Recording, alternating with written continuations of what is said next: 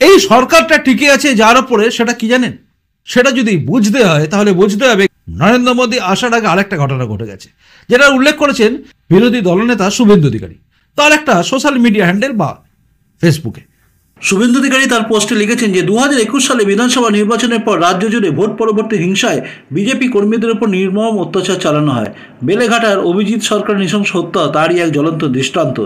গলায় তার পেঁচিয়ে ও পিটিয়ে হত্যা করা হয় অভিজিৎকে, এমনকি তার অবলা পোষ্যদেরও রেহাই দেওয়া হয়নি। ভোট পরবর্তী হিংসায় বহু বিজেপি কার্যকর্তারা প্রাণ হারিয়েছেন, মহিলাদের সম্ভ্রমহানি করা হয়েছে, লক্ষাধিক মানুষ ঘরছাড়া হয়েছিলেন ও অনেকেই ভিন্ন রাজ্যের শিবিরে আশ্রয় নেন। আজ অভিজিৎ সরকার হত্যা মামলায় কলকাতা পুলিশের তৎকালীন নারকেলডাঙ্গা থানার ওসি শুভজিৎ সেন পরে পদোন্নতি হয়ে এসিপি পদে অবসর গ্রহণ করেন। এসআই রত্না সরকার ও হোমগার্ড দীপঙ্কর দেবনাথকে জেল হেফাজতে পাঠানোর নির্দেশ দিয়েছেন বিচারক। বিচারকের মন্তব্য, রক্ষকই ভক্ষক হয়ে গেলে সমাজের কি হবে?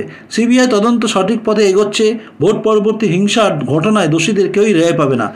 অভিজিৎ সরকারের আত্মার শান্তি ও তার পরিবারের জন্য ন্যায় বিচার আমাদের অঙ্গীকার। আমরা লড়াই চালিয়ে যাব যতক্ষণ না ভোট পরবর্তী হিংসার প্রতিটি ঘটনার অপরাধীদের হিসাব হয়। তারপর লিখেছেন তিনি হ্যাশট্যাগ দিয়ে খুনি মমতা। সাদা মাটা পোস্ট মনে করিয়ে দেবে আপনাকে 2021 অভিজিৎ সরকার, যেটা নিয়ে বারবার সরব হয়েছি।